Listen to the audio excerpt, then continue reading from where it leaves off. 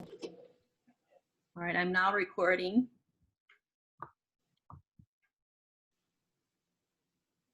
All right, so ready? We're going to go to broadcast in 3, 2, 1. Aloha and welcome to Pearl Harbor Aviation Museum's webinar. Our museum is located on Ford Island in Pearl Harbor, Hawaii. Our site is the location of the first aviation battlefield of World War II. Our mission here is to share the stories, impact, and response to the attack on Pearl Harbor that happened on December 7th, 1941, and to the battles that followed in the Pacific region. Our webinar started in April as a response to the stay-at-home and shelter-in-place orders due to this global pandemic. While we've recently opened the museum, we're going to still host our webinars so we can share our stories with a wider audience. We hope to continue to educate and inspire future generations about aviation through history. Our webinar today is about an aviation fighter squadron from World War I. So today we're so fortunate to be joined by 4 special guest speakers to explore and better understand a time in history that you might not have known before.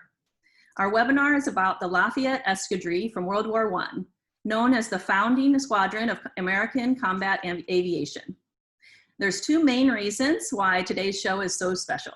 First, we have 2 filmmakers who have created a documentary about the Lafayette Escadrille.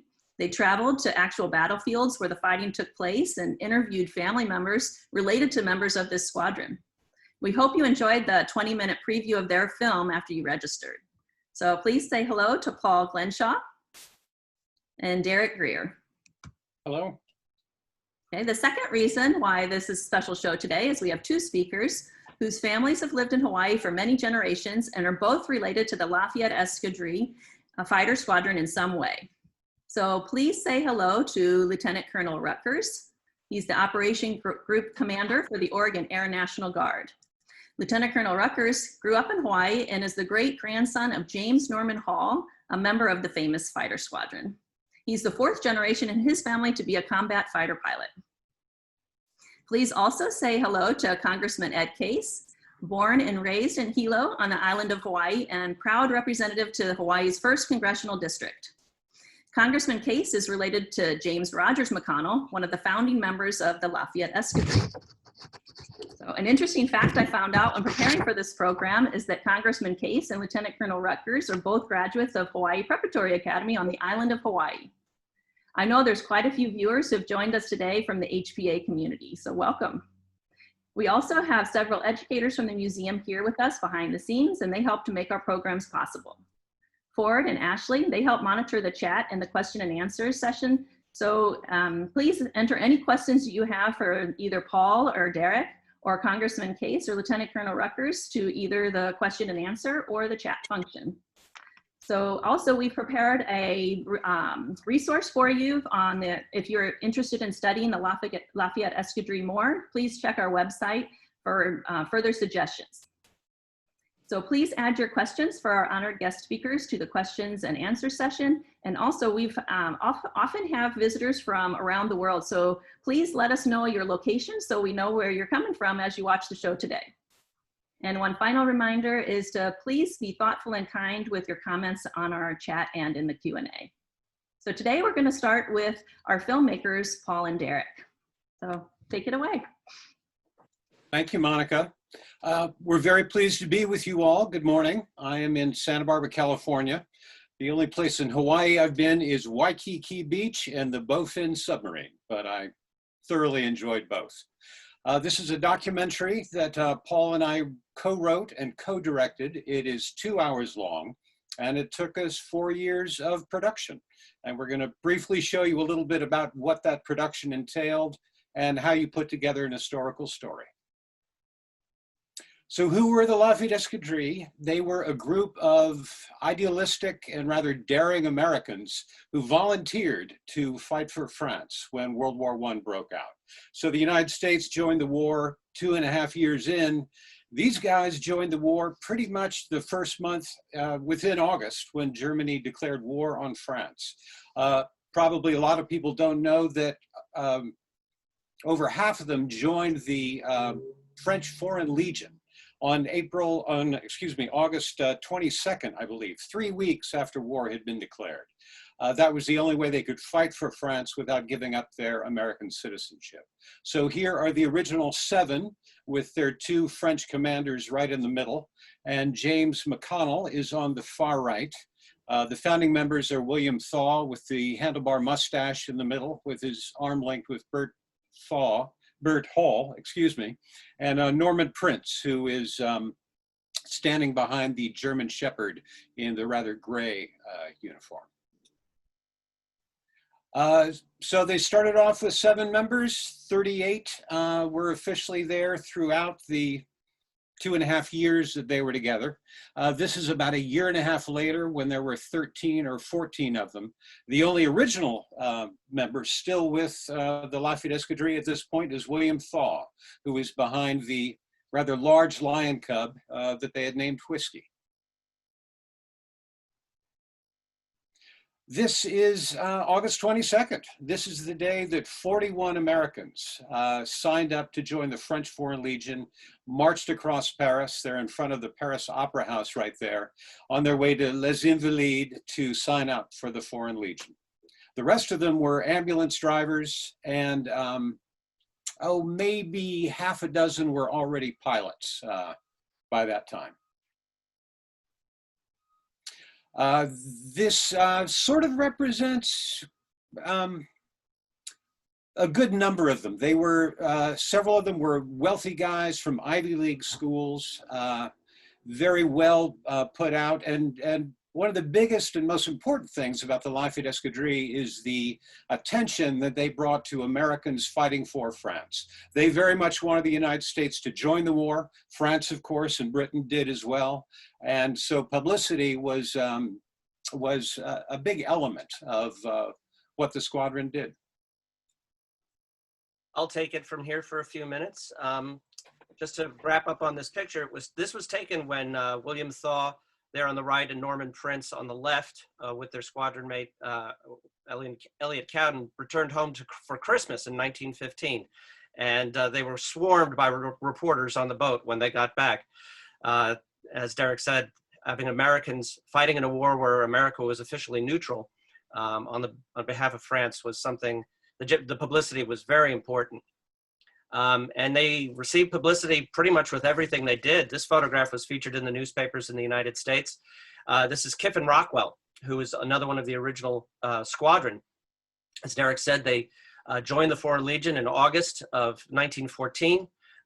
Kiffin and his brother Paul signed up as soon as they possibly could, got the quickest boat they could from New York to Paris. What's important to realize is before they became a fighter squadron, they actually served in every form of service in the military in France other than naval service. They were in the infantry, they drove ambulances, and they ultimately did every kind of flying mission that could have been done. So by the time the Lafayette Escadrille was formed in 1916, these guys had already been very involved in the full scope of the war, from one end of the Western Front to the other, and they fully understood its impact, its scale, and really how brutal the war was. And yet they persisted, and moving on into a new form of warfare, of combat aviation. This is the only American story that goes the entire length of the war along the Western Front. They were there the entire time. Indeed, it does. Of course, they were most famous as pilots, and they truly are the very first American fighter squadron. And it was the brainchild of Norman Prince and William Thaw.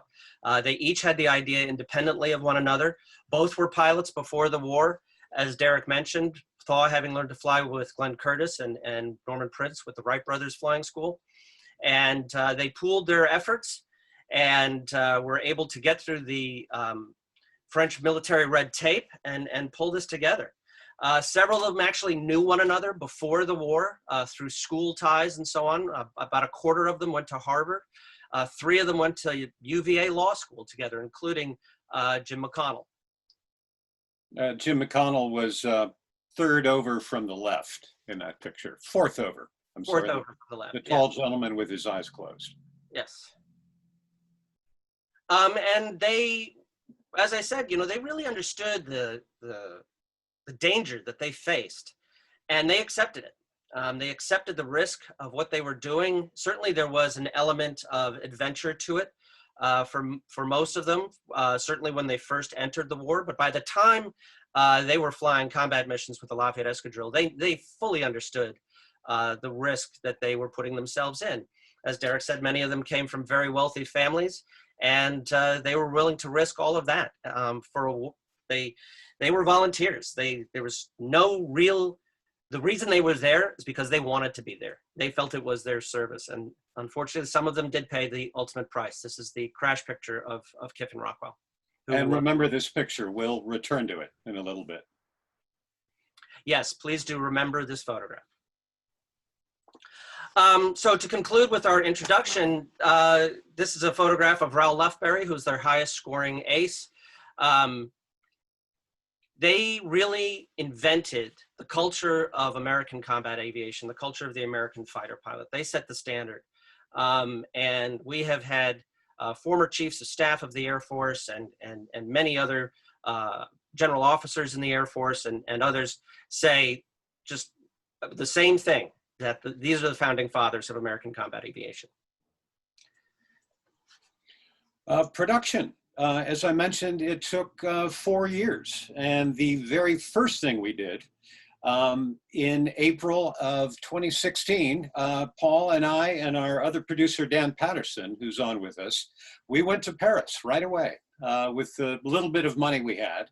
And we're standing here at the Lafayette Escadrille Memorial, which is midway between Paris and Versailles. And it is the next day after this picture was taken was the 100th anniversary of the founding of the Lafayette Escadrille. And this memorial, which was built in the 20s, fell into disrepair rather badly. And General Merrill McPeak and a bunch of other people got together a fundraising effort and refurbished this beautiful monument. There is a crypt down in the basement with the remains of, I think, 42 American pilots that flew for different French squadrons. So it's a memorial to the Lafayette Escadrille as well as the Lafayette Flying Corps. And there are about 54 sarcophagi, I think, under there. So this is April 15th, 2016. I'd just like to point out that Lieutenant Colonel Rutgers is right in the center of the picture with his back to the camera, chatting with Raoul Lufberry III, who is facing the camera in the center of the picture. And Nick and his lovely wife were there, and as you'll see.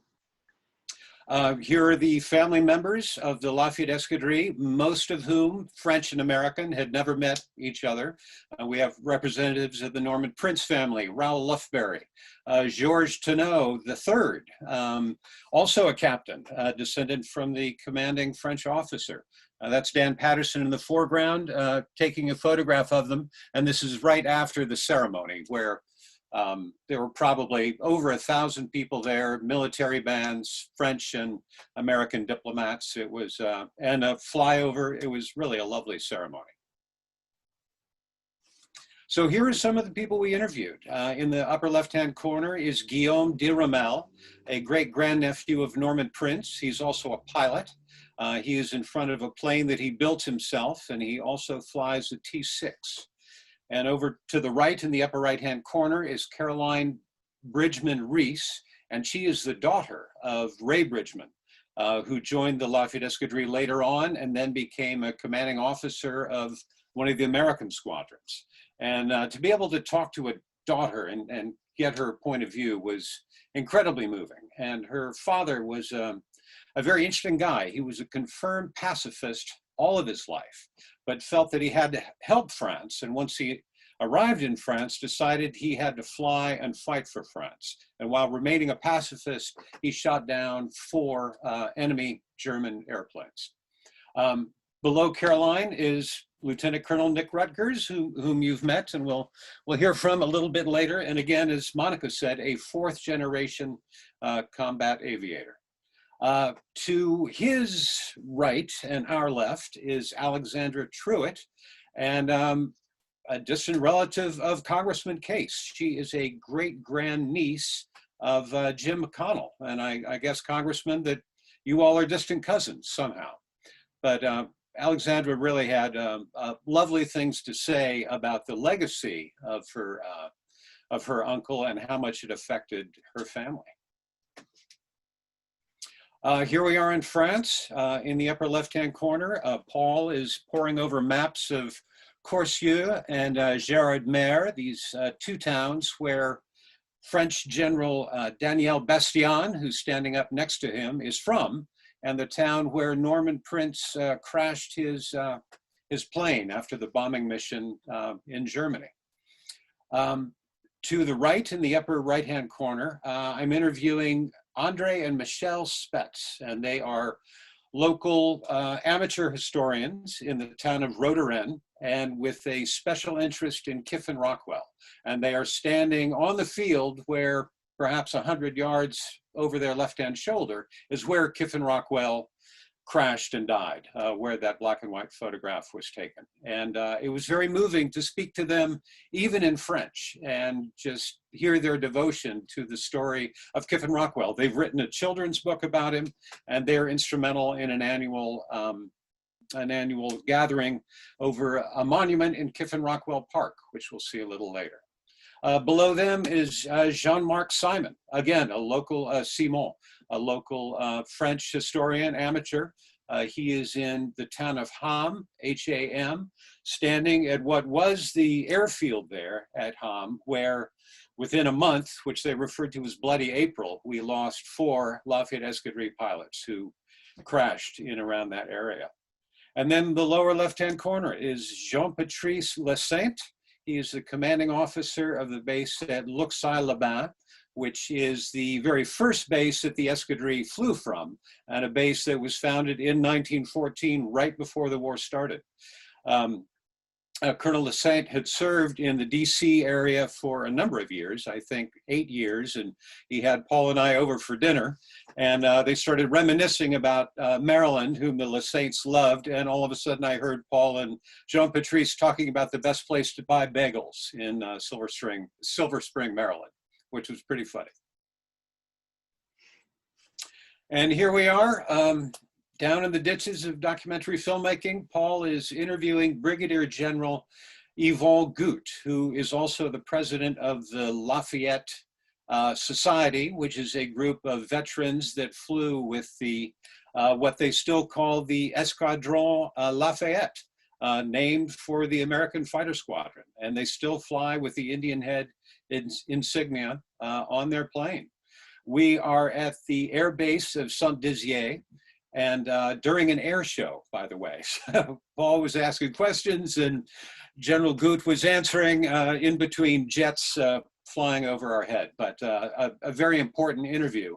And then General Goutte got on the phone and sort of opened doors throughout France for us. And he's the one that got us onto the air base at Luxeuil-les-Bains. I'll talk very briefly about, as Derek was alluding to the various people we spoke to and where we spoke to them, I'll talk a little bit more about location because we felt it was very important all through the process to orient our American audiences especially to France itself. France almost as a character. France was the reason the pilots volunteered. They felt strongly about France and the United States being sister republics. And of course, the story happened there. So we felt it was very important to get as close as we possibly could to the actual places where the story happened. This is a prime example. This is General Daniel Bastien again. And we are standing in the parking lot of the President Brand Cheese Factory in Corsieux, France.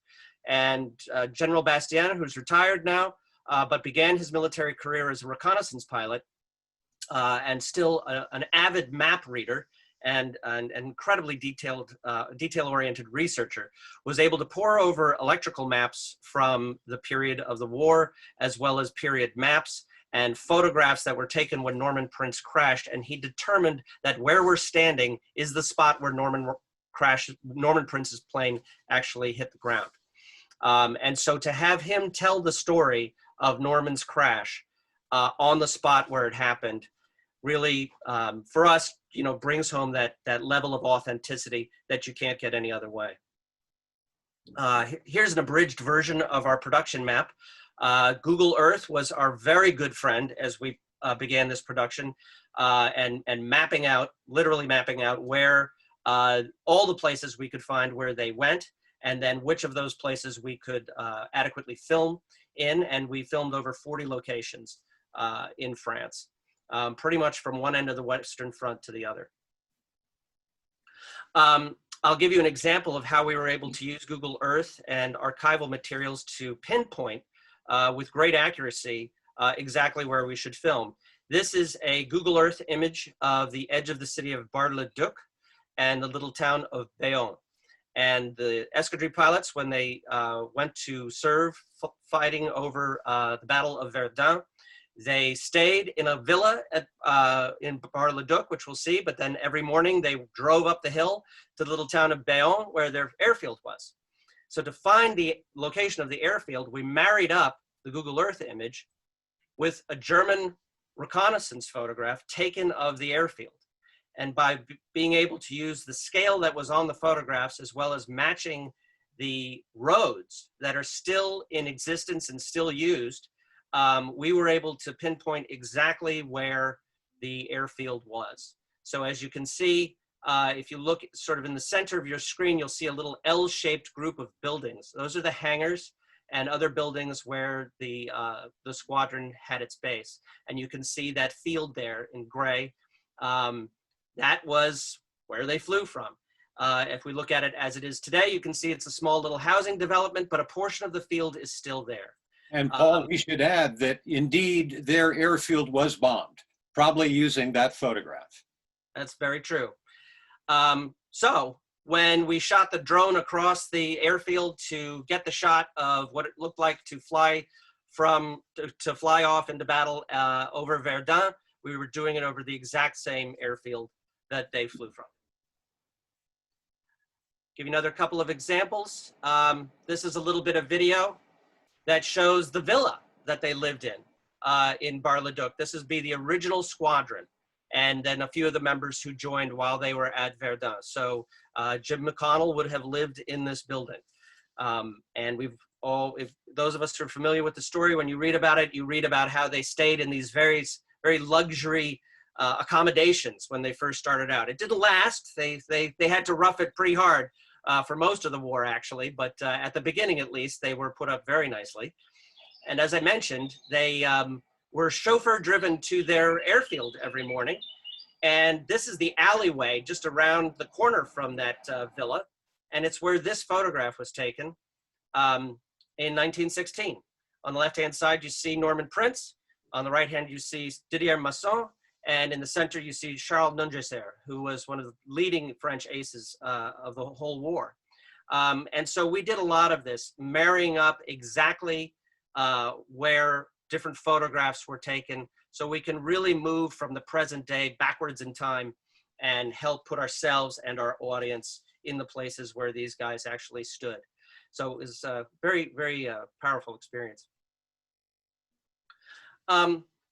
Derek mentioned the little town of Rodorin and a ceremony that we saw there. This is a photograph that was taken while we were filming, but it's very important to point out that this ceremony was not put on for our cameras. This was something that the citizens of Rodorin put on and the local government put on every year.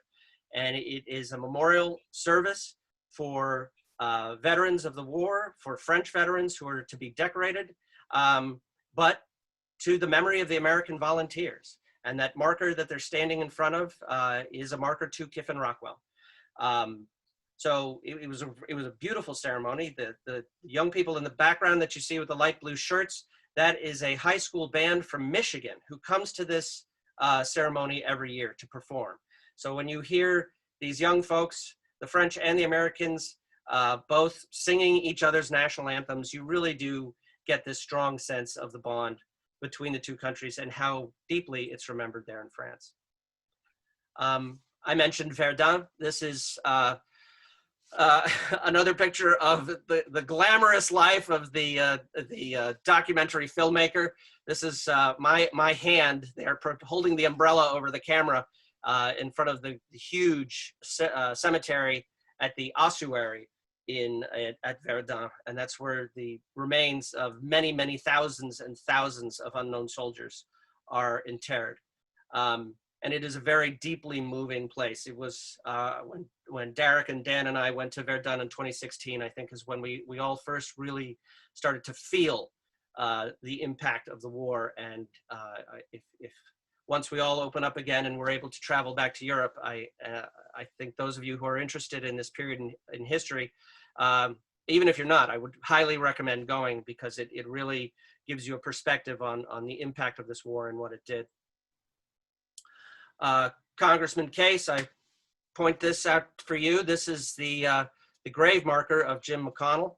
On the left-hand side, you see it as it was in 1917 when he crashed, and he was buried where he crashed. The marker, his remains were removed to the memorial that Derek showed earlier, and that's where he remains to this day. But the marker where his grave was, if you'll indulge me, I'm going to back up and just show you that piece of video again. Again, this was not done for the cameras. The hedge needed a bit of a trim, but the flowers were thriving and growing, and the gravel was raked, and they just take care of it. And it's on a tiny little road out in the sticks in France. But keeping that marker and that memory alive is something we saw a lot of. And this is also my quick little introduction for Lieutenant Colonel Rutgers' family. Thanks to him and his family, I was able to travel to Tahiti to interview his grandmother. And as Derek mentioned with Caroline Bridgman-Reese, it is really extraordinary to speak to somebody who, instead of saying, well, James Norman Hall did this or James Norman Hall did that, to have somebody say, my dad or my father, and then tell us the story as she knew it. She knew the sound of his voice. She received a poem from him every one of her birthdays. He would pin his World War I medals on her when she did well in school. And so to have those stories in that place and really see how far he went after the war and how he was able to thrive as an author after the war, after all he'd been through. It made a huge impression, and I think that comes through in the film. Airplanes.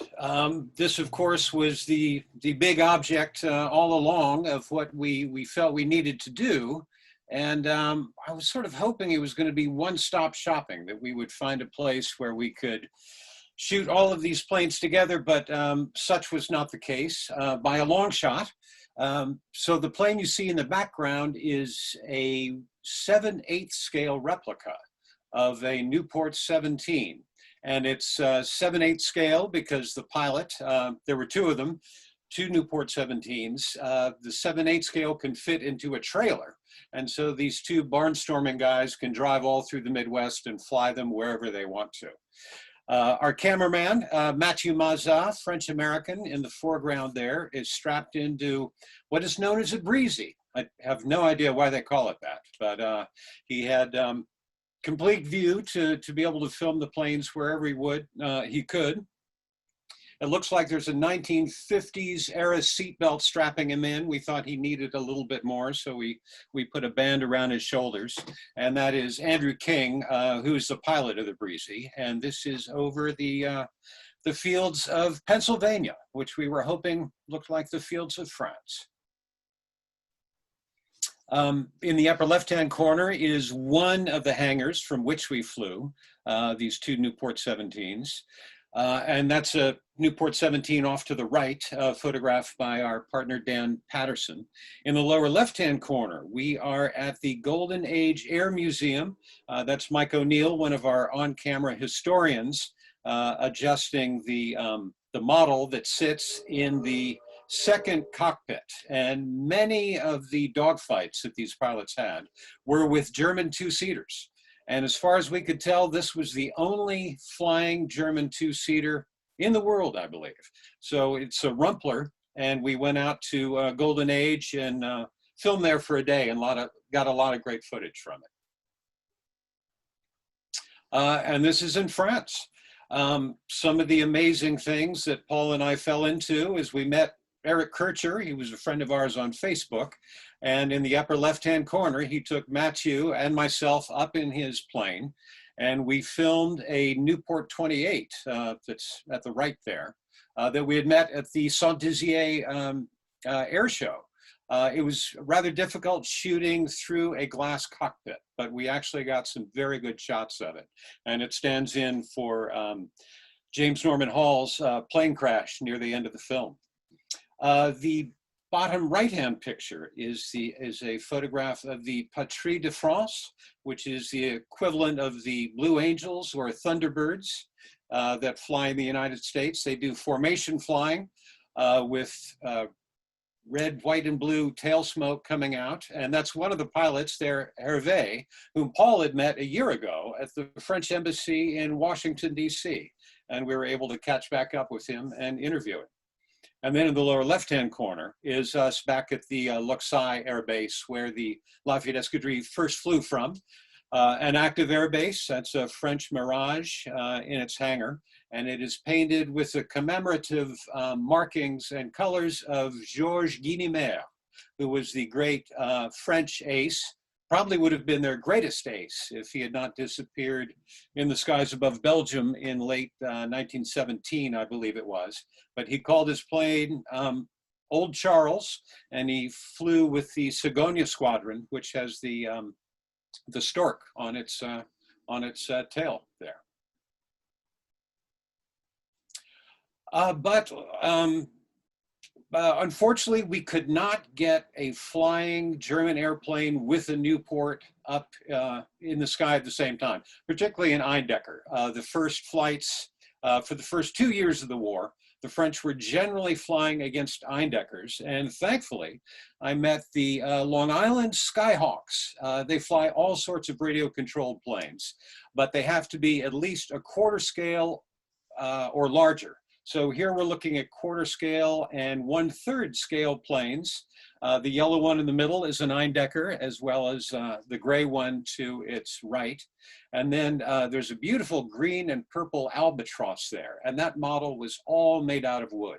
And these guys try to fly them to look like the way World War I planes flew. And so I had a really great day and a half shooting with them, and we got the remaining footage that we needed. And luckily we were able to film a yellow Eindecker on the ground, but we weren't able to fly it.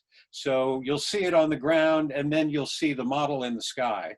And we've been told that even my pilots, that they can't tell which shots are the models and which are the planes. So I'm afraid I let our secret out of the bag, Paul, but there we are.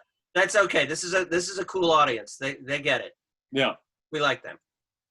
I'll talk very briefly about collections, and then we'll move on to hear the family stories from Congressman Case and Lieutenant Colonel Rutgers. The family connections that we made were incredibly important to us, really the backbone of this film, because it was the relationships that we built with these family members and the trust that they gave us in being able to tell the story accurately, really led to being able to work with them on the discovery and rediscovery of original materials. Perfect case in point is two things that happened in 2017 when we were well into the production of the film. One was this is a tiny little bit of a bunch of letters and photographs and documents, an entire steamer trunk full of material that had belonged to Frederick Prince, who was the brother of Norman Prince. And Frederick was himself a member of the Lafayette Escadrille. And the steamer trunk containing all of his World War I memorabilia, everything, had gone missing from the family. And it showed up on French eBay in 2017 by a junk shop seller who wanted a lot of money for it. And one of the Prince family who lives in Switzerland paid a visit to this gentleman, and with a member of the Swiss National Guard, a big guy with her, and they offered him a lot less than what he wanted, and they got the contents back. And so I was able to go to Newport, Rhode Island, where the materials were sent, and spent 4 days documenting all of it. And it really was just amazing. And this was one of about 5 collections like this that we found. So on the right-hand side is a story that we'd never seen written down before at all. And that was when Norman Prince crashed. He did not die immediately. He suffered from his wounds for several days. And his brother Frederick was in another part of France just finishing his flight training. And this diary entry describes his race across France to try to get to his dying brother. And he doesn't make it. And it's heartbreaking. And written in his own hand. And this was a guy who they, really loved to go to dinner at Maxime's and have all-night parties. And he was a real fun-loving guy. But this is when the war really came home to him and hit him in a very, very deep and personal way. And to read it for the first time in his own handwriting, in his own diary, was a very emotional moment. On the left-hand side of the screen, you see a letter written to Norman Prince by his mother, calling him by his nickname, Nimmy, Dear Nimmy, it says. And it's a letter written on the occasion of the death of Victor Chapman, the first of the Escadrille pilots to be killed, and her expressing her angst over Norman and the danger he was in. So these collections, as I said, we found about 5 of them. One of them included, and Dan, if you'll permit me, I'll just describe very briefly what this is. This is a photograph that Dan Patterson took, our producer who's on in the presentation with us here today. Marcelle Rockwell, who's the grandniece of Kiffin Rockwell, found a container in her late father's storage unit, and opened it up. And inside was another trove of photographs and especially artifacts. And this is the contents of Kiffin Rockwell's pockets when he was shot down. And this also came to light in 2017. So that is his crumpled cigarette case with his hand-rolled cigarettes, the wristwatch he was wearing, the photograph that was in his pocket of his best friend, Victor Chapman, and his handkerchief that actually had bloodstains on it. And the piece of wood with the string on it is a fragment of his propeller, which you can still see in Dan's very clear photograph. You can still see the French soil that's actually still in it. And so once again, to come to such an intimate place with, as close as we can possibly get to the actual guys themselves and the reality of what happened to them is again, a lot of the emotional fuel that goes into making the film and hopefully is transmitted dramatically to the audience. Indeed. I'd like to introduce Congressman Case. We're going to talk a bit about James McConnell, Congressman Case's distant cousin. And we found some fabulous photographs of Jim McConnell.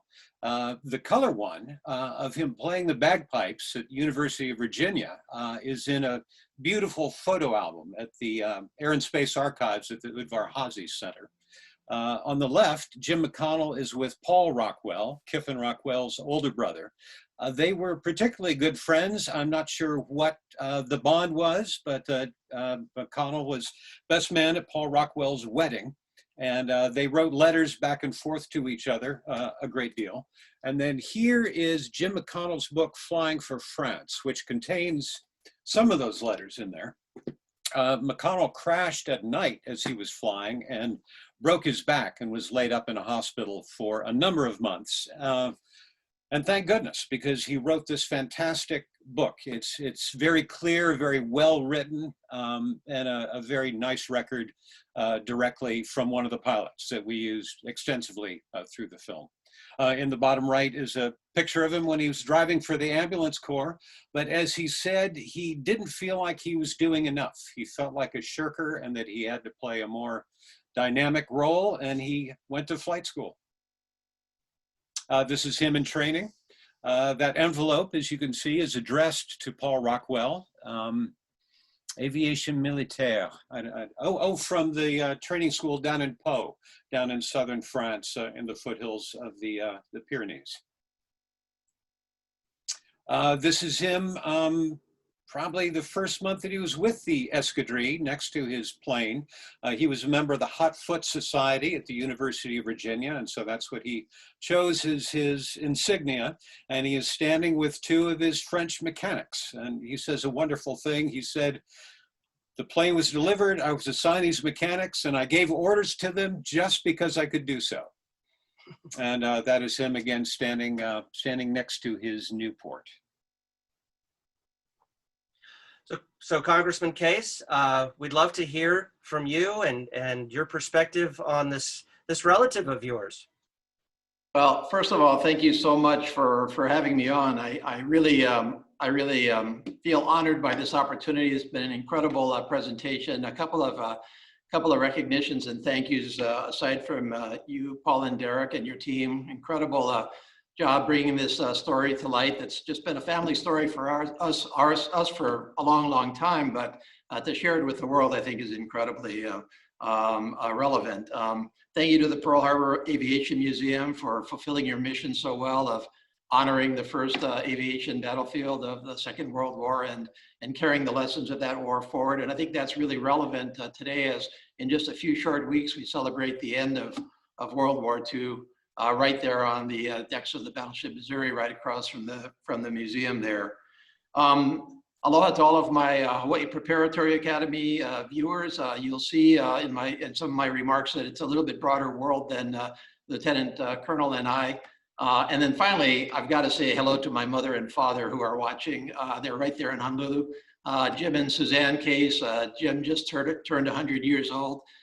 He is who the McConnell blood flows through. I'll make some reference to him and my mother, Suzanne. So I hope I tell this story right, because I'm going to hear about it if I don't. So you've asked me to tell you a little bit about James McConnell and kind of where he fits in our family and where I fit with him, for that matter. Say what we know about him from a family perspective. So the McConnells come from Scotland, way back, Western Scotland. They come out of that great clan, which is mostly referred to as MacDonalds, but also McConnell are McDonalds.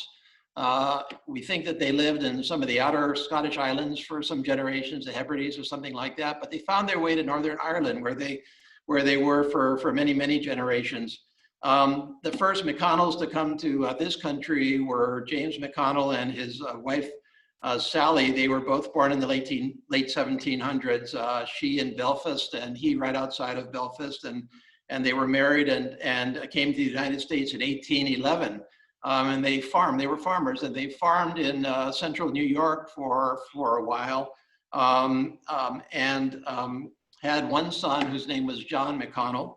And then they up and moved to Missouri, Springfield, Missouri, where they continued to farm, James and Sally, and where John grew up.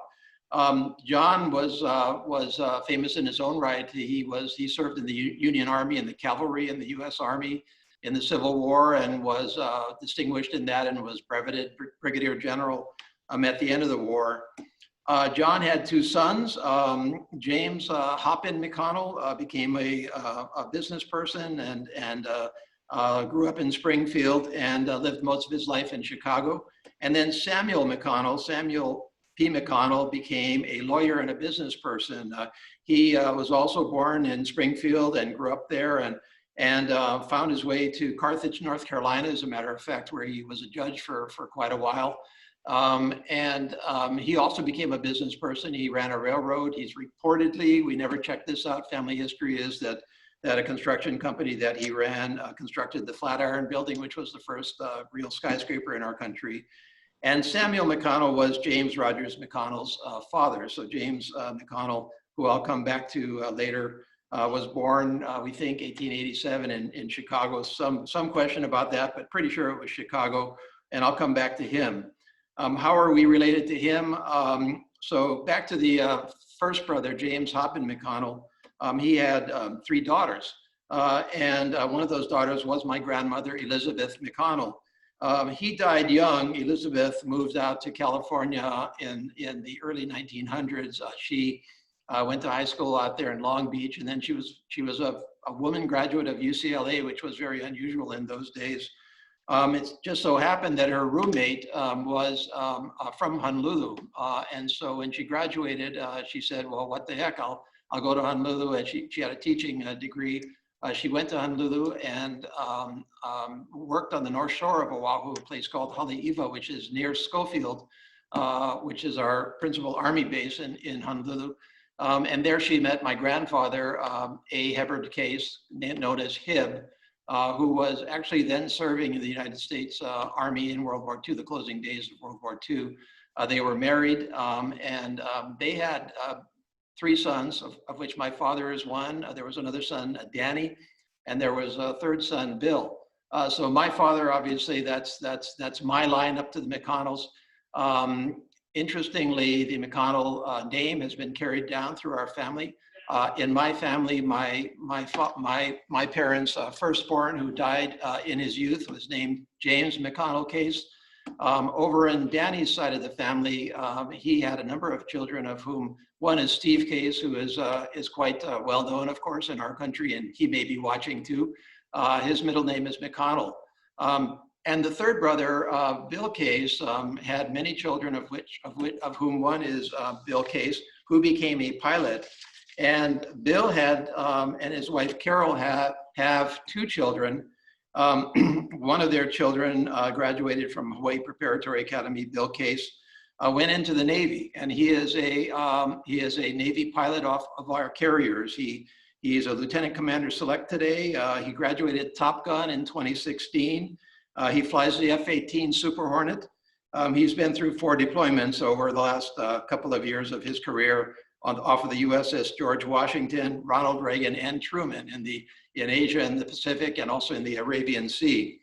His sister, Katie Case, Hawaii Preparatory Academy class of 2012, went to the US Air Force Academy, graduated in 2016. And she became the only woman out of 43 that were nominated to and joined the European NATO Joint Jet Pilot Training Program, or ENJPT, which is quite famous and is a kind of a fast track for flying jets. She is now an instructor personnel in T-16s, but she's looking for assignment to the F-15 Strike Eagle, and she's actually going to hear a week from today, so our fingers are crossed. But it's just amazing how not only Lieutenant Colonel Rutgers, but in my family, we now have 2 military aviators in there as well. Wow. So back to James McConnell and kind of how he was regarded in our family. My father actually wrote a memoir of this a couple of years back, and I'm going to kind of quote from it. This is, for example, from him, and he grew up on Lihui on Kauai. He grew up over there, and here's one quote. We had a bookcase, I guess most people did, but we had lots of books. My mother loved books. This is Elizabeth McConnell, so the first cousin of James McConnell. One day she showed me a book called Flying for France and said, "You'll enjoy it. It was written by my first cousin, James Rogers McConnell.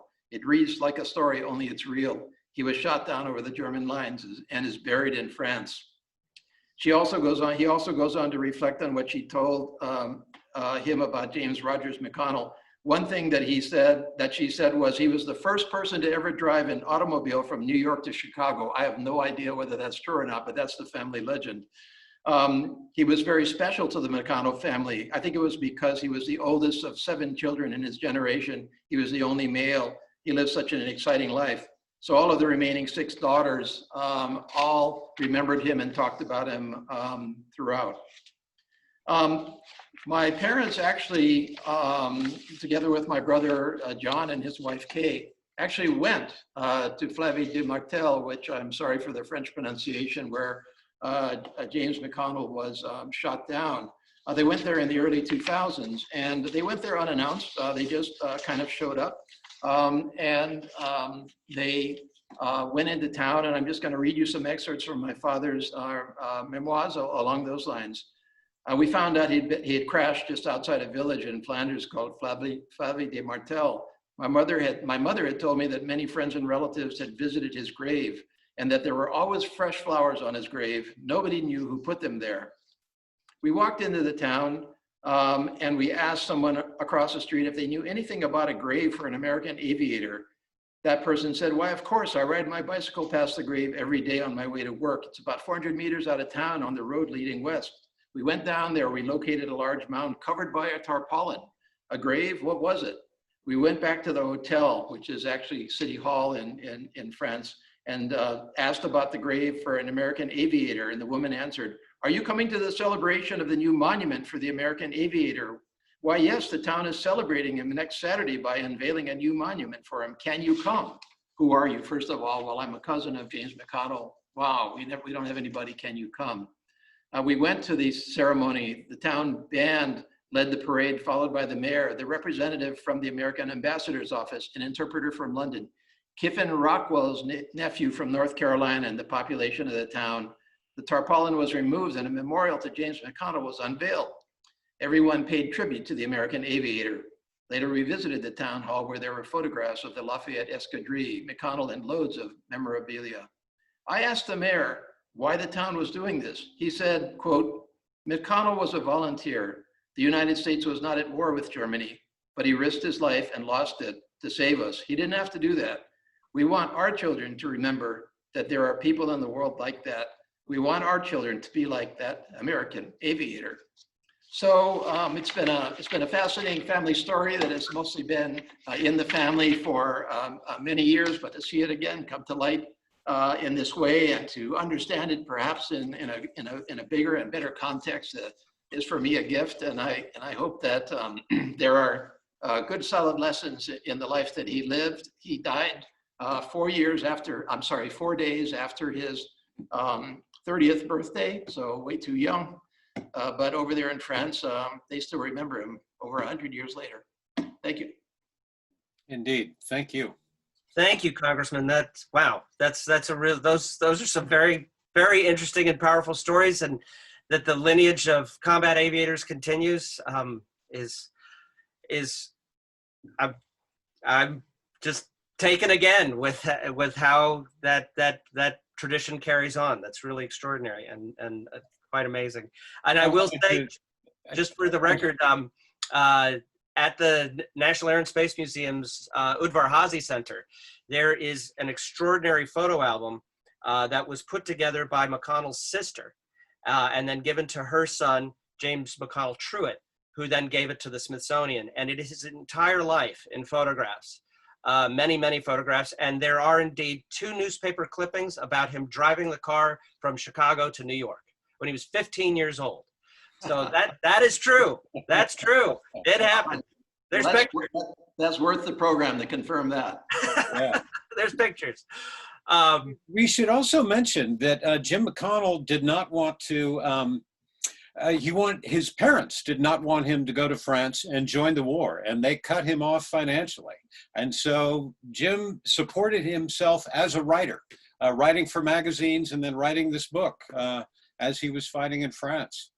So this last photograph of him is or that we have of him is a Christmas party where everyone's looking very merry and bright, and he is sitting in the center in the lower part of the picture, and Alfred Delage Demieux, who was the second in command of the French, is right behind him, and over his left shoulder in a blurry smiling image is Raoul Lufberry.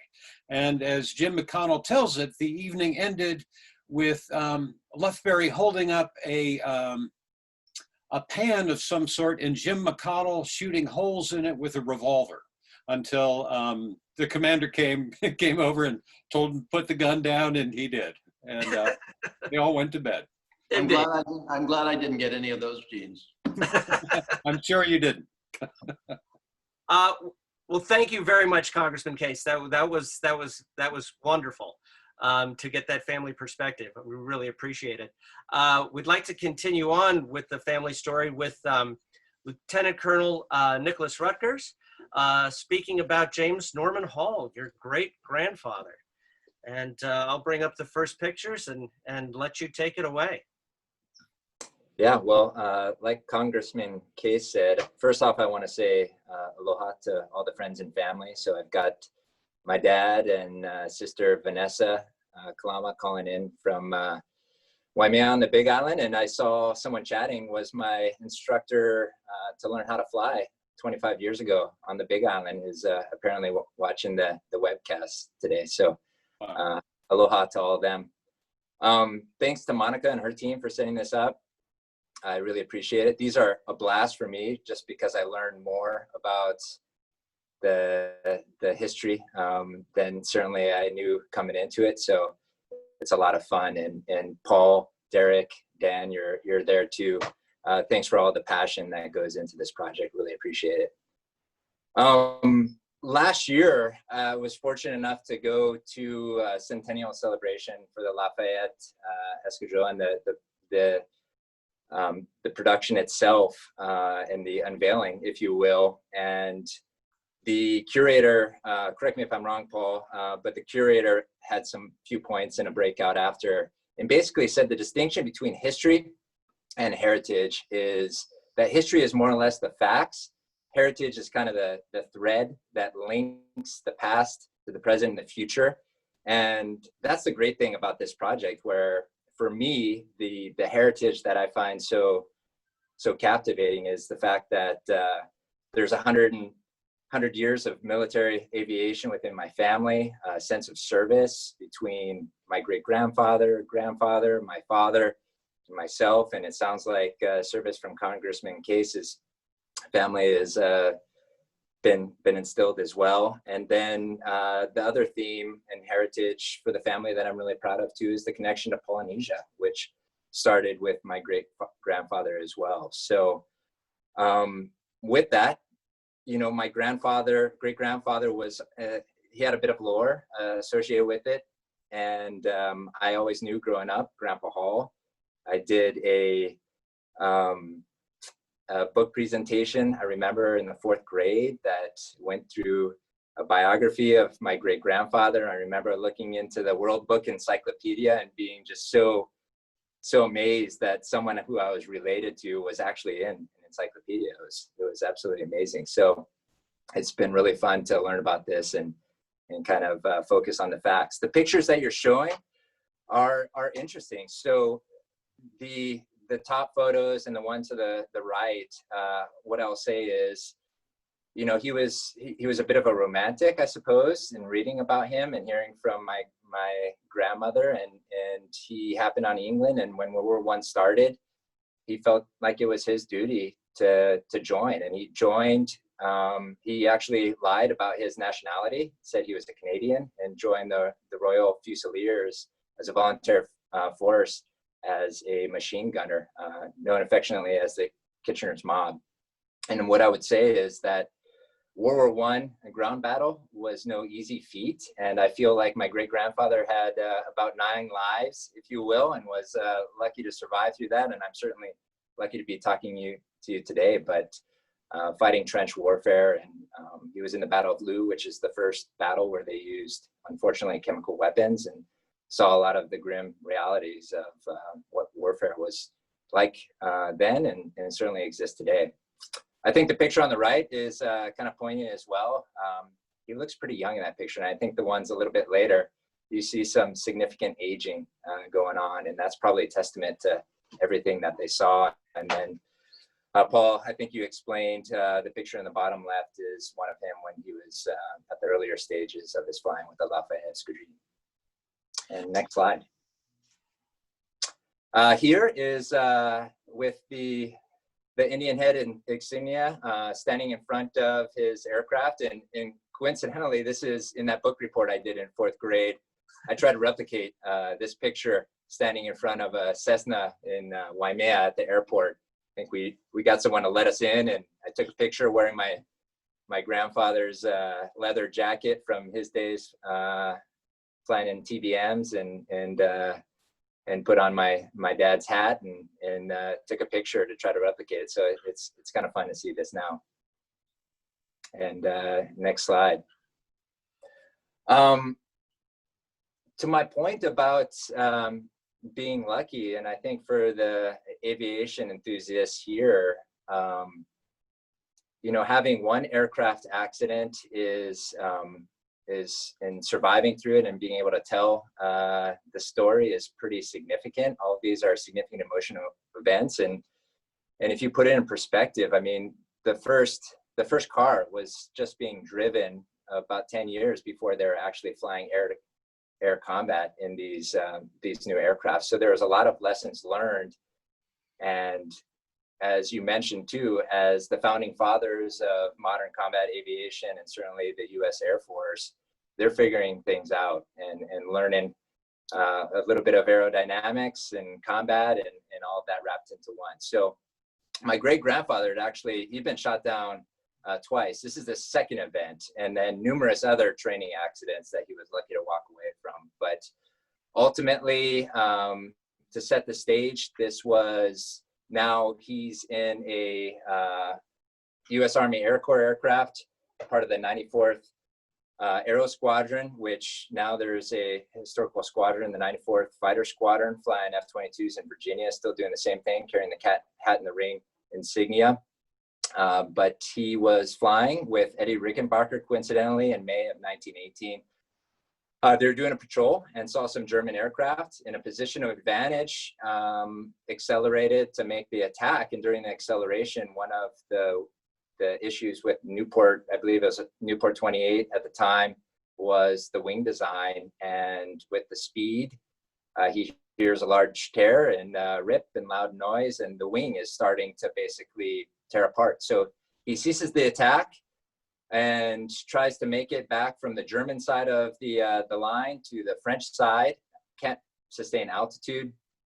And in that, he is within the surface to air artillery and takes a 37 millimeter round right into the engine. It basically knocks the plane out of control. Miraculously, he's able to gain control of the aircraft right before he hits in a German field, and I would say relatively walked away with a broken ankle and a broken nose and survived, and then becomes a prisoner of war. So this is a picture of him with his broken nose almost immediately after, quick medical evaluation.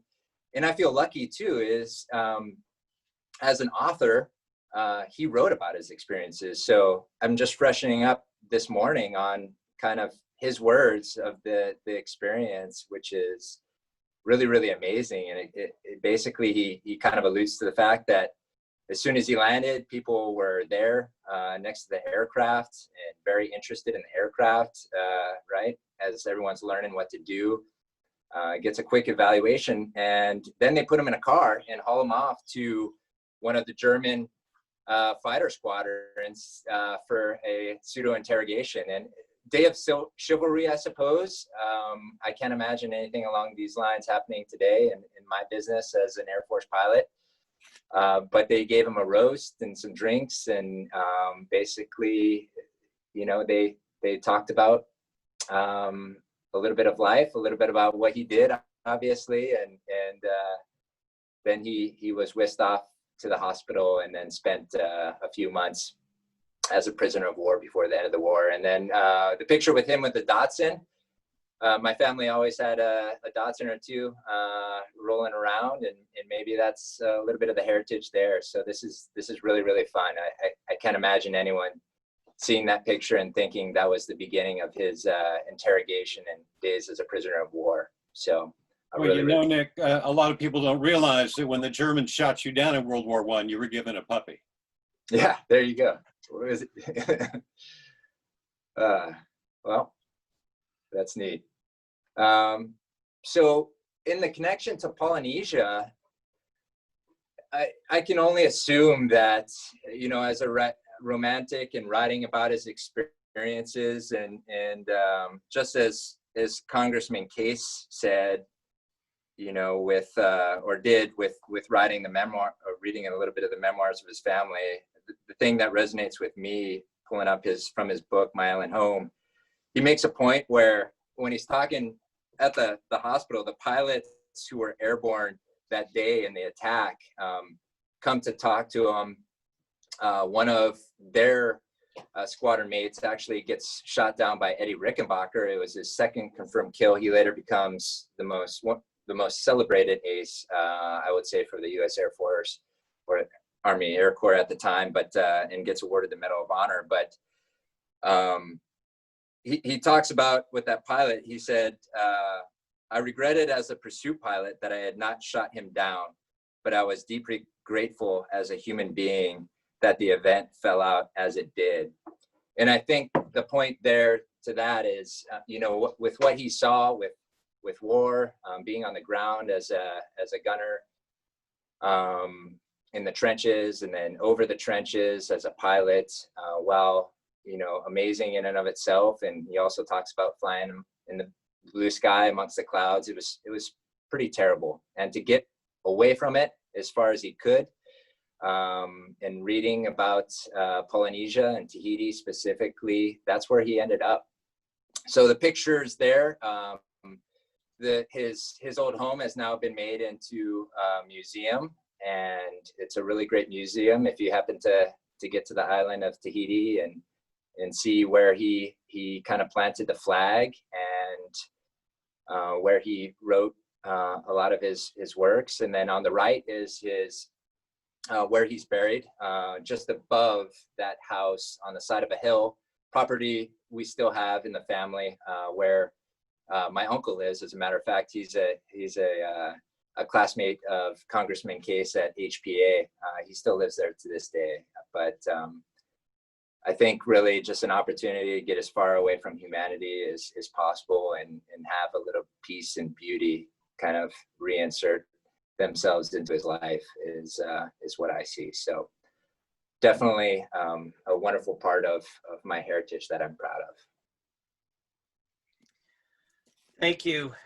Thank you, Nick. That was great. And thank you again for the opportunity to visit Tahiti and see the place. And I will confess, I don't know if I told you this, but when nobody was looking, and I think it was right after I shot this picture, I sat in his chair and put my fingers on the typewriter, just so I could see if I could become a better writer through osmosis. Here are the 2 volumes of the official history that James Norman Hall wrote with Charles Nordhoff. They're beautiful volumes. And for those, we would be remiss if we didn't mention those of you who have either seen the film versions of Mutiny on the Bounty and then read the novelized version of that story. Those films are based on the book that James Norman Hall and Charles Nordhoff wrote, the Mutiny on the Bounty trilogy. So many of their books were turned into films, and they are wonderful reads to this day. Well, thank you. We are going to press on and just give you very briefly, get to the end of our presentation. We're looking forward to your questions. So we'll just talk a little bit about where we stand with the project right now. We rushed to get the film done for last Veterans Day, where we had a premiere at the United States, the National Museum of the United States Air Force. And there is Paul, Dan Patterson, and me standing with Kiffin Rockwell, Norman Prince, and Raoul Lefberry. How about that?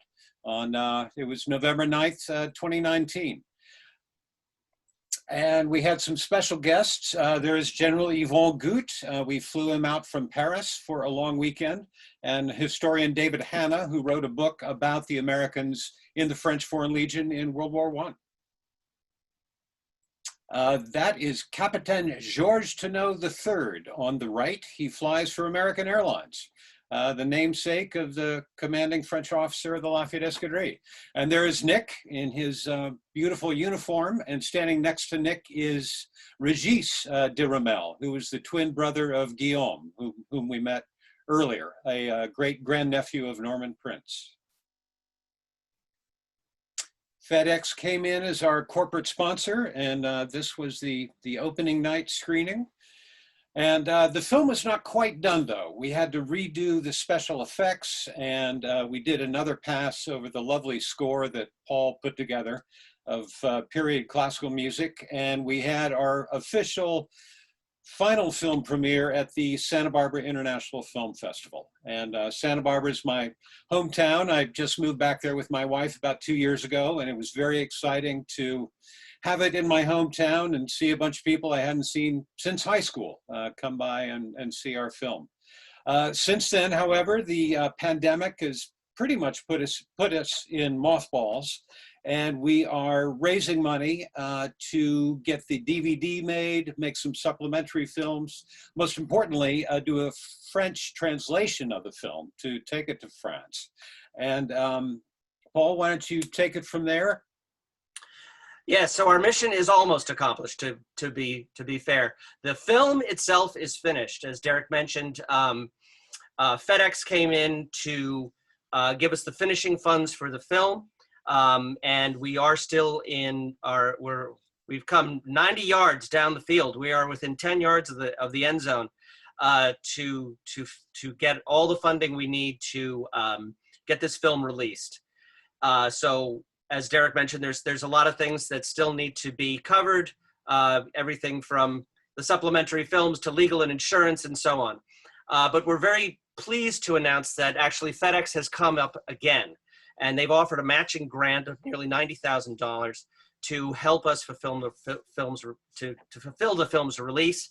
And we'd like to ask your consideration in helping us to raise that other half and get us across the goal line. We are so close after so many years of working on this project to have a finished film, especially now when so many film productions are shut down or are struggling to get started again. We have finished ours. And we feel that this story of young Americans stepping up in a time of global crisis, volunteering and really going many extra miles is worthy of being heard, and we would really like to ask your consideration in making a tax-deductible gift to the Humanist Documentary Films Foundation.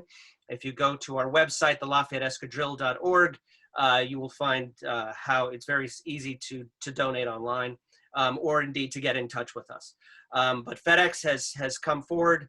We're almost there, and we thank you very, very much today for your very kind attention. For your consideration in giving us a hand. Thank you so much to Congressman Case and Lieutenant Colonel Rutgers, and to everyone at the Pearl Harbor Aviation Museum, your director.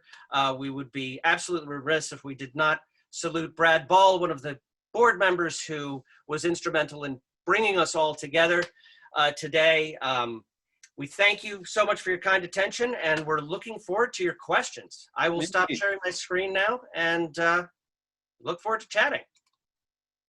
Well, thank you so much to everyone who shared their experiences, and to Congressman Case and Lieutenant Colonel Rutgers for sharing their family stories. We have quite a few fresh questions to go through right now. So I know that we've exceeded our time, but we still have quite a few participants in the group. So I would like to ask Congressman Case, if he's still there, and Lieutenant Colonel Rutgers, if you'll join us back here for a few final questions. All right, so I'm going to go ahead and get started with one. And this question has to do with some of the connections that the Case and Rutgers families have. It seems to be quite surprising to see so many connections. One with the Lafayette Escadrille, and then also your connection, your families from the state of Hawaii, and then finally you've been graduates of Hawaii Preparatory Academy. But through your stories that you've shared today, you share values that seem to be similar. Something that was brought up was the sense of service. So my first question is actually from myself, and I'm asking if you can give some advice to the youth in Hawaii. Your families have both been very successful, and what could you advise for our local youth and how they could possibly follow in the footsteps, or at least through the values that your two families share? Nick, I'll just do something briefly here. I think, well, first of all, I've been connected to the Rutgers family through HBA, as you say, for a long time. Nick has a father and two brothers that went to HBA. I knew them all. So, you know, this is like a flashback for me. But until I actually did this, I didn't know this connection. So this is a big surprise to me. I know exactly who James Norman Hall is, and I know him from you know, the Mutiny on the Bounty, and because I knew his grandchildren, and so I was well acquainted with him. But I frankly never knew until today, really, or yesterday when I was prepping, that that he and my own ancestors shared, you know, one of the 9 originating members of the Lafayette Escadrille. So that's an amazing connection. I think the advice I would give is find your passion and chase it. That's the best advice I can really give. James McConnell, his parents really didn't like what he was doing, but he chased his passion. He believed in going over there. I think he was also an idealist. I think he was also a romantic, by the way. I think they shared that. He was also a writer, as was alluded to. I mean, you know, the other famous writer in the ambulance corps was Ernest Hemingway. So maybe he could have turned out to be another Hemingway for all I know, but he didn't survive the war. But he was passionate about what he did. That was obvious. And he went out and did it. And you know, so all power to him. And he was motivated. And I think that's pretty good advice. Most successful people in the world are chasing their passion. All right, thank you, Congressman Case. Lieutenant Colonel Rutgers, do you have any pieces of advice that you would add on to that? Yeah, I was actually going to ask Congressman Case if they ever, my father and he or my uncles ever chatted about the connection. So, I mean, again, it goes to, these are really fun events to just figure out all of the interesting ties. I was actually going to mention find your passion. So I second that discussion. I think the other thing that's important in where I think we are fortunate is find a mentor as well, someone who can kind of facilitate realizing that passion. I obviously grew up in a family, you know, with a father that I could look to who was part of the military, and grandfather in a school that I felt set me up for success, surrounded by, like-minded, motivated individuals. So it's important, I think, when people they have a goal and they see a passion, reach out and identify a mentor that can help get them from point A to point B. Thank you very much, Lieutenant Colonel Rutgers. I think it is important, the sense of community, and it shows by the number of family members on both the Rutgers side and the Case side that are here to watch our program today. So it's evident that community support is really valuable. So I know that we've exceeded our time, and we do have a lot of questions, and I will continue on with the question and answer portion. But I know that Congressman Case and Lieutenant Colonel Rutgers, I know that you also have things that you might need to go and do. And so I wanted to give you the opportunity if you wanted to stay for a few more questions, or if you need to go and finish any of your regular work that you have graciously stepped out of to be with us today. Well, this is far more interesting than my regular work at the moment. So I can stay on for 15 minutes just in the normal course, either to answer questions or just to listen, and then I'll cut out. All right, thank you. And likewise, Monica, on my half, I got about 15 more minutes, but love to hear some more questions. All right, awesome. Okay, so my first question, I guess, from one of our viewers is, you were speaking, so this is Lieutenant Colonel Rutgers, and you were speaking of your own personal story about you found the photograph and you tried to recreate it for a 4th grade report. Do you still have the photograph that you took at the Waimea airport? Yeah, absolutely, I do. It's up on the wall in my house, and I think the report, we still have too in a box somewhere in Waimea, so I'll pick that up one of these days. Mm-hmm. So obviously it meant a lot to you if you hung it on your wall. So importance of family heritage. So now we have some questions for the filmmakers. So this one goes to either Paul or Derek. We were talking about the relationship of the pilots to France, and you mentioned that many of them volunteered to go to France. Was there any issues at home in the United States for them because they went to fight for a foreign nation? And this question is from Mark. Hey, Mark. I know Mark Wortman. He wrote the book, The Millionaires Unit. And yes, there were issues because when the war broke out, President Wilson said immediately, we are to be neutral in thought as well as in action. But William Thaw was already in France. He had taken over his flying boat to participate in the race, the Schneider Cup down south. Victor Chapman was already there studying architecture and painting in Paris. And they didn't think much of Woodrow Wilson. He was a Democrat. Most of the ruling elite were Republican at the time. And And they really saw France in the long picture. They really saw this as a struggle for civilization. And so that went way beyond the, I think the order of the president. And that's what they did. I'd only add to that, it got a little dicey for them actually when Norman Prince, we showed you that picture of them all dressed up when they arrived back in New York for Christmas in 1915. There were pro-German newspapers at the time who were very much opposed to the Americans who had been volunteering. And they were writing letters to the State Department asking to have these guys arrested. And allegedly, a story, and we've never really proved this one, so it may still be apocryphal, but allegedly, William Thaw was, because of the prominence of his family in the United States, actually knew the German ambassador to the United States, and allegedly they were in the same barbershop in New York, getting groomed and chatting amiably. But then the ambassador started to press him on, what are you doing, Bill, over there in France? And, you should really stop this. And apparently Thaw didn't say anything until he left. He turned around at the door and looked at him. He said, "Ambassador, war is hell." And he walked out. Whether or not that's true, I don't know. But what we do know that is true is that the German ambassador started pressing the State Department and the Wilson administration to have these guys arrested. Yeah. And so they cut their vacation short, and they all got on the next boat they possibly could and scooted out of the United States and went back to France before they were stopped. All right. We've got lots of questions coming. So our next question is Jamie.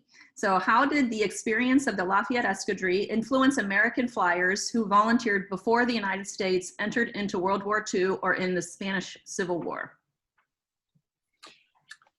Good question. I don't know that I can really answer that. A lot of the Lafayette Escadrille members who survived didn't fly anymore.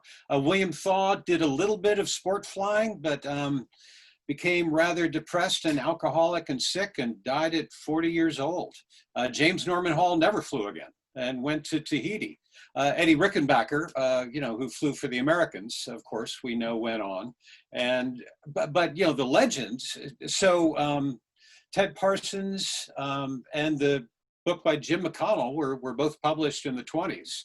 And so these, the stories, did carry on. And so I'm sure that was an influence. But as far as direct relations, I'm not aware of any. Are you, Paul?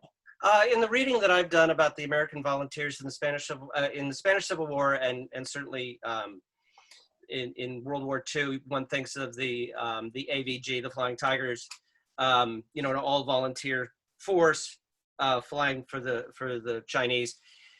There's certainly parallels there. What I would say is that it's an indirect influence because the Lafayette Escadrille, it's kind of, they were incredibly famous during the war and after the war. In fact, it was calculated at one point that over 4,000 men after the war claimed that they were in the Lafayette Escadrille. There were 38, so more than a huge factor of people who wanted to claim that they were part of this story. So they really I would say that it was indirect in that they established a model to follow for Americans who wanted to volunteer in that way. So that leads me to a few other questions. So there's Andrew in San Francisco is asking if you would be able to share some insights about other World War I personalities, such as Mel Torme, the founding member of Aviation Historians, and Cole Palin of the old Rhinebeck Aerodrome. The singer Mel Torme in 1960 was part of the founding of the Society of World War I Aviation Historians. And as a lot of you probably know, they put out the great magazine Cross and Cockade.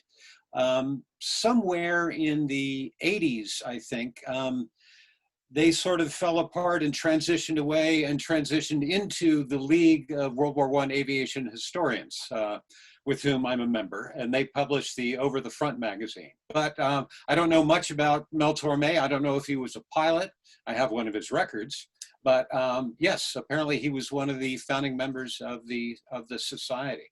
I would imagine that Cole Palin was a member. I don't know a great deal about him. I think he died in the late 70s, but he founded Old Rhinebeck Aerodrome, which for this movie and for my previous movie, The Millionaires Unit, about the first Yale unit. We went to Rhinebeck and got up in the air and shot several of their planes air to air, and they still carry on the tradition of Cole Palin. Until recently, at the Air and Space Museum, you could see films that Cole Palin made, films of him flying his vintage replica World War I planes. I only wish that our one of the pilots who flew the camera ship for us, Andrew King, was here. He grew up at the Old Rhinebeck Aerodrome and flew for Cole Palin, and his family goes back to the very origins of there. And Andrew would be able to tell you everything about what it was like to grow up there. And I happen to know for a fact that when I was 9, I went to Rhinebeck for the first time, and Andrew and I have worked this out, that I saw Andrew King as, you know, he's a little bit older than me, so he probably would have been a teenager. And he was, you know, here's this guy running around helping out with World War I airplanes, and I so desperately wanted to be that guy, and now I wound up working with him. So it's a wonderful place. If you ever get to go there, we highly, highly recommend it. Lovely people there. Yep. I had a question that was a similar question from two people, Daniel and Andrew. They were asking if you could clarify and expand on the pilot Eugene Ballard. He was another pilot during the World War I. If you don't mind, Paul, I'll launch into him. Eugene Bullard, a very interesting character. He left home at 11 years old because he saw his father almost being lynched in Georgia. And his father told him that over in France, you could live free as a black man. And it took him a number of years, but he stowed away across the Atlantic Ocean, started working as a boxer and a vaudevillian in England, and then finally got to Paris, where he continued boxing and and singing and dancing. And when World War I broke out, he joined the French Foreign Legion. There is a photograph of him standing next to Victor Chapman with the Foreign Legion, and sitting in front of him is Edmond Genet and Billy Dugan, those three being members of the Lafayette Escadrille. He was in a bar in Paris with two friends, and he said he was going to fly. And his friends were wealthy, and one of them said, "You were never going to be able to make it as a pilot. I'll bet you, what do you want to bet?" He said 2,000 francs, and Eugene Bullard didn't have it. His buddy said, "I'll put up 2,000 francs for Eugene Bullard." Bullard went off, got trained, became a fighter pilot, and he flew with the Escadrille 116, I think. And he shot down 2 planes unofficially. But when it was time to transfer to the American Air Service, again, racism raised its ugly head, and a doctor, Dr. Eugene Gros, an American who had started the American Hospital in Paris, kept Eugene Bullard from joining the American Air Service. But he went back into the foreign, went back with his old French squadron, fought for the rest of the war, came out, vaudevillian and boxer again, and then managed and owned some very hot jazz spots in Montmartre in Paris. And when World War II was about to break out, Germans were showing up in Paris and hanging out at his club. And little did they suspect that an American black man could speak and understand German. And so he started spying for France. And then when what they called the fake war really did start and Germany invaded, he went back and served as a machine gunner until France capitulated. And he, after 28 years in France, he went back home to America. It's a great story. He's an extraordinary individual. We got asked often what we were going, were we going to have Eugene Bullard as part of the story? And he was not in the Lafayette Escadrille. He was in the Lafayette Flying Corps. And that photograph that Derek alludes to, there's several other African Americans in this group. I mean, it's a group of American soldiers, completely integrated group of American soldiers. And that the photograph taken in 1916 would not have, or 15, I guess it was, would not have been, it was impossible to take that photograph in the United States. That never would have happened, to have an integrated unit like that where they're all on a level playing field. And you literally see a man, Bullard, whose parents were born into slavery, standing next, shoulder to shoulder, with a guy whose 3X grandfather was John Jay, one of the founding fathers of the country. So he's an extraordinary guy. He survived Verdun on the ground, which is a miracle. And when he was a nightclub owner, badly injured too, several times. Yes. Shrapnel literally limped across France to get out. Yeah. Fascinating. And anyway, but so lots to learn on Eugene Bullard. There's plenty out there to talk about. We could do a whole thing on him. Yes, I'm sure. It sounds so fascinating. There was a question that maybe you can or something that you could clarify. That you have mentioned the Lafayette Escadrille and the Lafayette Flying Corps. So what is the difference between the two of those? I'll take this one. It's very simple. The Lafayette Escadrille was Squadron 124. And it was the only squadron in the French Air Service that had only Americans in it other than their officers. All the French squadrons had French officers. Squadron 124 wasn't any different, except that all the pilots serving there were Americans. There were hundreds of other Americans, north of 250 other Americans who served in other French squadrons, and they might have been in 1s and 2s in other French squadrons. And so it's this collective group of American volunteers that's known as the Lafayette Flying Corps, but Squadron 124 is the Lafayette Escadrille. So Escadrille refers to a single squadron. Well, thank you for that. I have a few specific questions about the squadron itself. So what was the size of a typical World War I fighter squadron? So the size of one. I'm not actually sure, but it seems that the Lafayette Escadrille was somewhere between 11 and 19 members, depending on what was going on. I really, though I have a huge book all in French, which lists every squadron in World War I actually haven't made a count. I'm not sure what the average would be. Yes, I'm afraid I can't answer that one either. But get in touch with the League of World War I Aviation Historians. This is one they'd pounce on us about.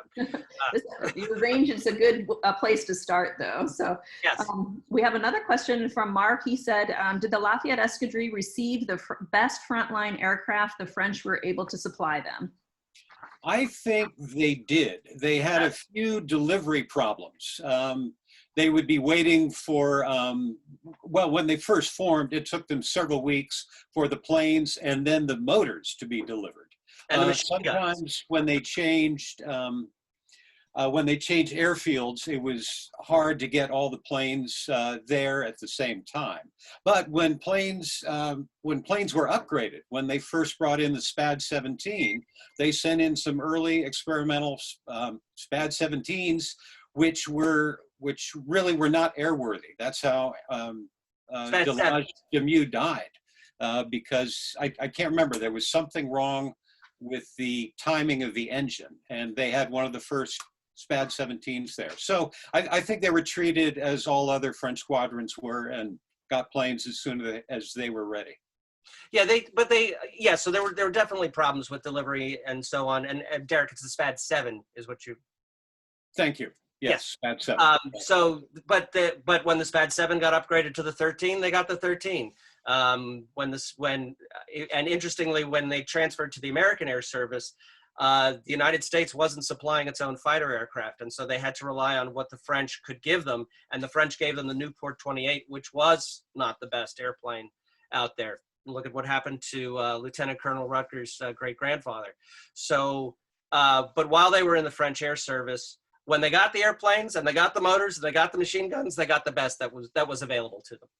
Yeah, no, Paul's right. The Americans really had to depend on mostly French aircraft, some British aircraft, and a lot of them really got the bottom of the barrel. You know, planes that were tired out, and America was supposed to come over with their own planes, but it was too much to get the industry up to snuff.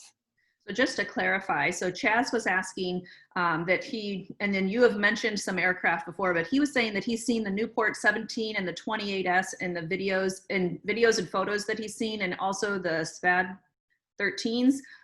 What other aircraft did the Lafayette Escadrille fly, and were they primarily associated with during their tenure in France? So you have mentioned quite a few, but just to clarify, can you just summarize the types of aircraft? The basic timeline, they started with the top fighter of the time in 1960, French fighter, the Newport 11.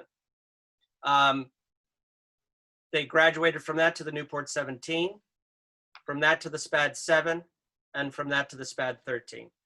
There were some other aircraft. There's a Morane Saulnier that they flew for a little bit, ones and twos of other aircraft, but generally speaking, those were the major aircraft that they had.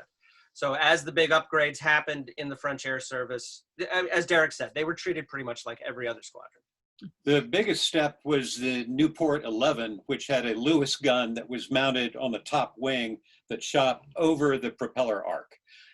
It only had about 40 rounds of bullets and was very hard to change the cartridge while you were flying. So once they moved to the Newport 17, then they finally had a gun that was mounted right at the nose, on the nose, and you would point the gun, you would point the plane to where you wanted to shoot, and they had an interrupter gear that could shoot through the propeller arc. Mm. Now, one of the questions about your filming of these aircraft was when you were filming the World War aircraft flying, was that filming did that take place in the United States or in France? Both. It mostly took place in the United States, in Pennsylvania, Ohio, New York, Maryland with some models, California, planes all with original engines, but on the ground. We threw a few propellers. And yeah, I think I got everywhere, Paul. And then over Verdun, we filmed the Newport 28. All right, So, another question. Oh, I'm sorry, go ahead. No, go ahead, go ahead.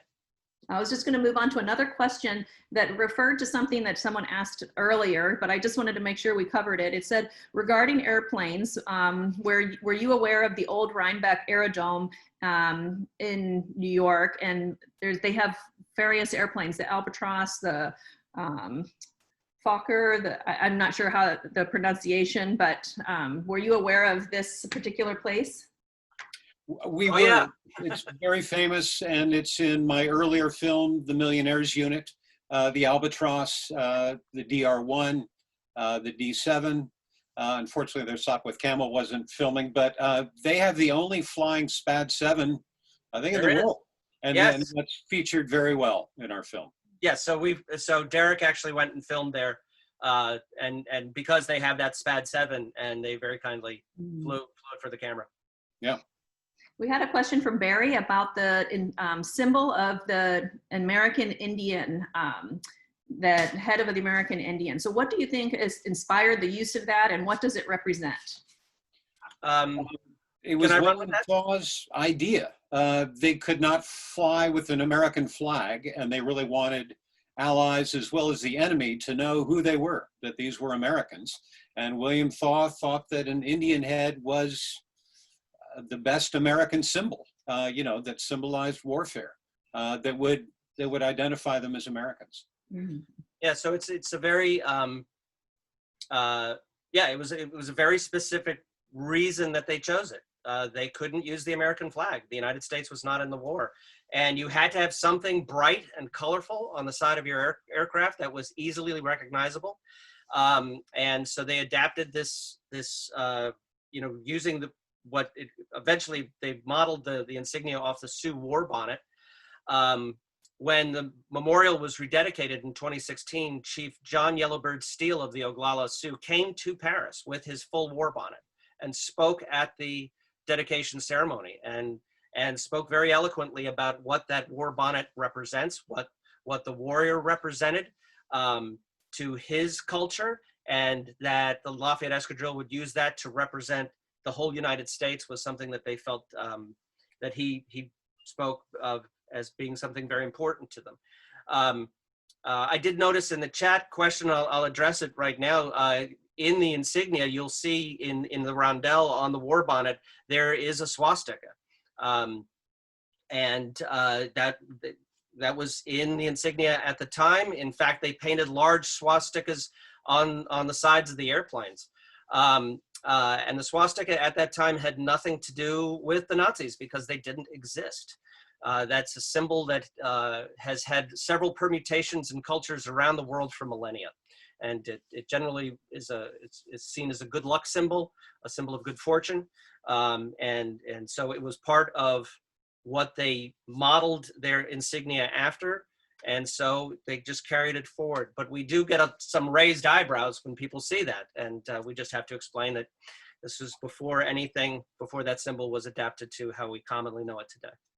And you may have noticed that there are two different Indian head designs, and I don't know who first referred to the first one as being a Seminole Indian, but the headdress does not look anything like the Seminole War, except the Seminole were the only tribe that never surrendered to the United States, whose descendants still live in Florida. But two of the architects who joined the Escadrille later on said, I think we can improve on the image, and they redesigned the Indian head and called it a Sioux Indian head with a Sioux war bonnet. All right, thank you for that explanation. I'm sure that a lot of people were wondering about that. Yeah. We have a group of people that have remained with us, and I want to make sure we can cover all their questions. So we have about 3 or 4 questions left, and Sure. one of them was, you had a picture of lion cubs. What happened to those 2 lion cubs after the war? It's a sad story.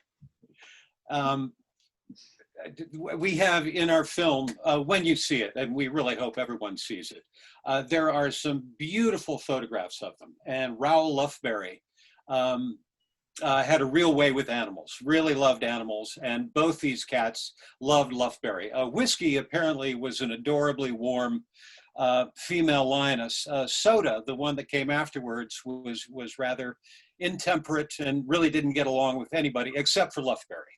And Lufberry used to play a trick on people that came to visit the squadron, and many people came all the time, where he would hide Whiskey behind a building. And at a certain sound or call, Whiskey would run out and run up to the visitor, leap up and put its paws on the person's shoulder, who would eventually just collapse on the ground, and Whiskey would roar in their face, and everyone would laugh, and they thought this was terribly funny. It happened to a French officer who demanded that the lions be put down. And they finally calmed him down a little bit, but the lions were banished, and Lufberry himself took them to the Paris Zoo, where unfortunately they didn't live very long after the war. But there's a story of a young Escadrille pilot, it might have been Chris Ford, I'm not sure, who did not have much money. And he was finally able to buy a new uniform. He had gone to Paris, had it fitted, had it on the first day, and he went to the zoo to visit the lions and had to convince the zoo employees to let him into the cage. And the lions were so excited to see him that they leapt on him and knocked him down and rolled him around and completely ruined his brand new uniform. Only a story that we would be able to know from the historian. So thank you for sharing that.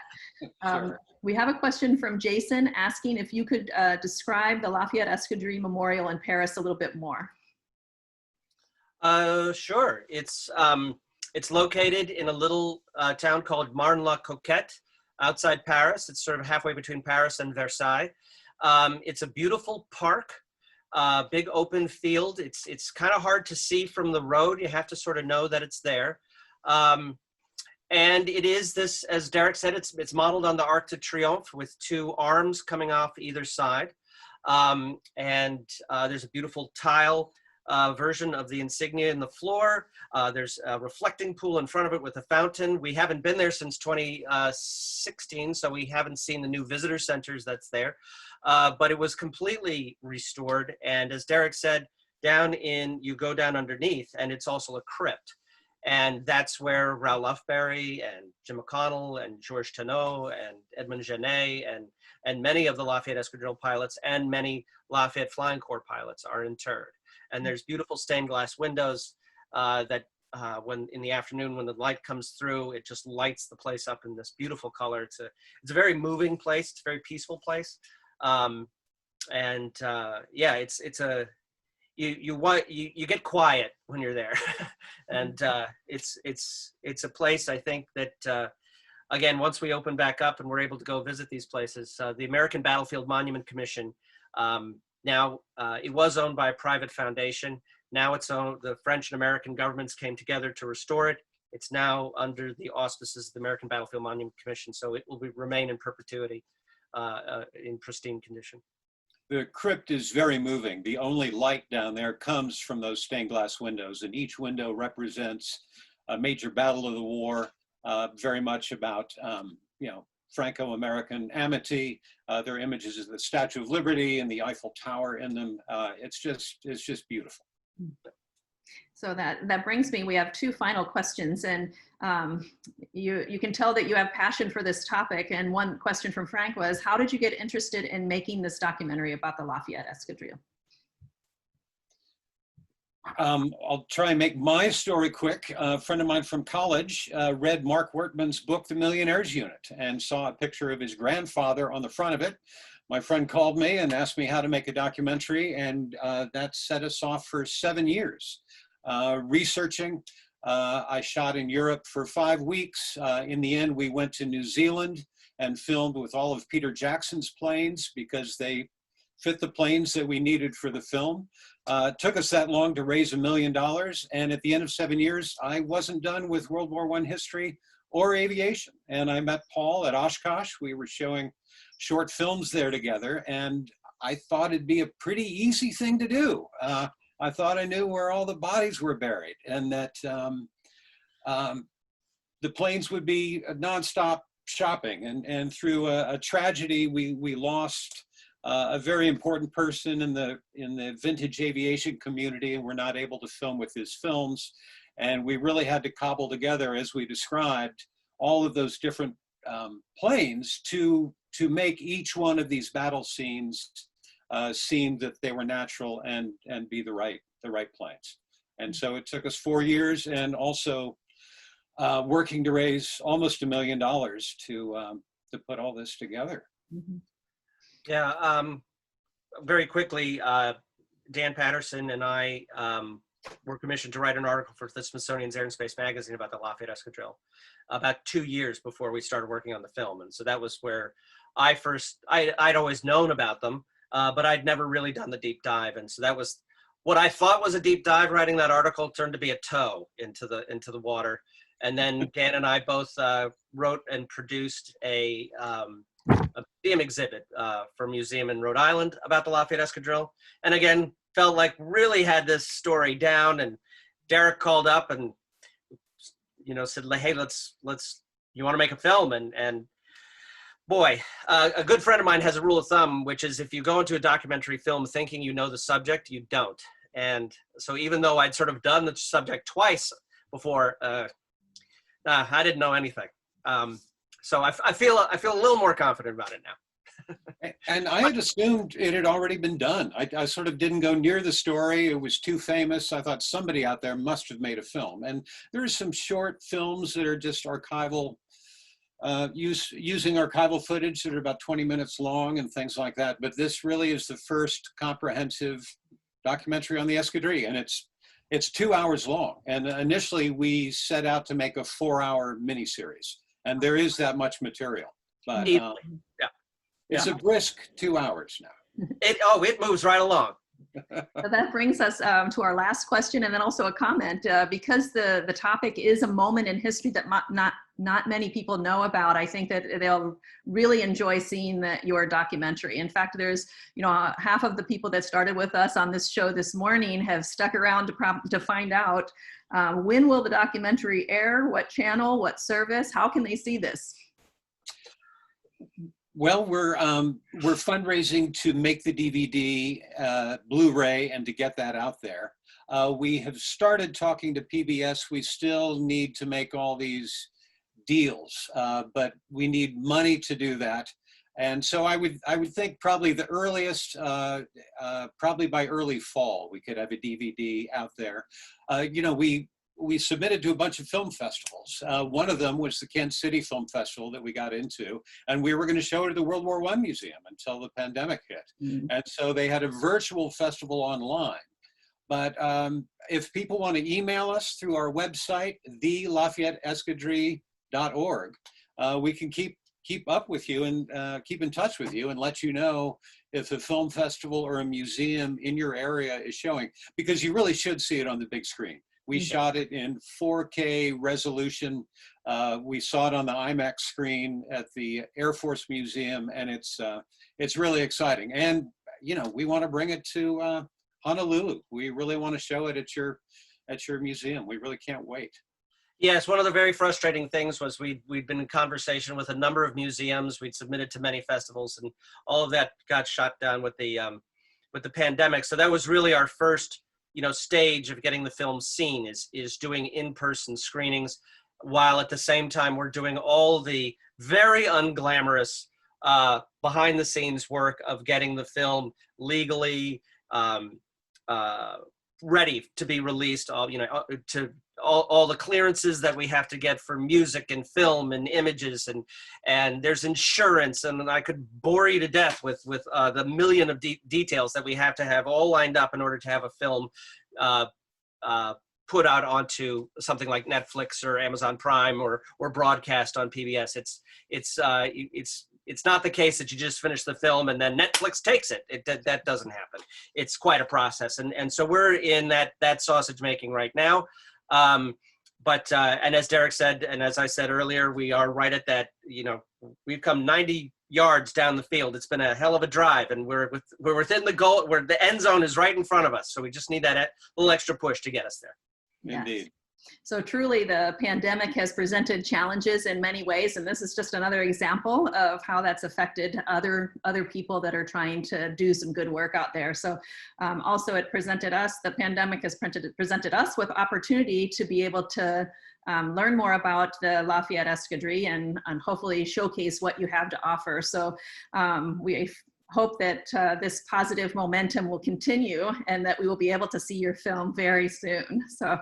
Agreed, Monica. And we really think of this as a positive thing. I mean, to be able to, it's publicity for the film, but really to get to know you all. Sure. And finally can bring the film to the museum. It's really going to be exciting. Yes, so thank you to all of the. Thank you. Yes, and to all of the viewers that have remained throughout the entire program. You obviously have quite a large fan base out there already. So thank you to everyone. And I hope that the rest of your day is wonderful and that we all stay healthy as much as possible. So best wishes from Pearl Harbor Aviation Museum. Thank you very to much, everyone there. This is great museum, wonderful people. We are so grateful. Thank you so much. Thanks for your interest. We'll see you soon. Aloha. Aloha.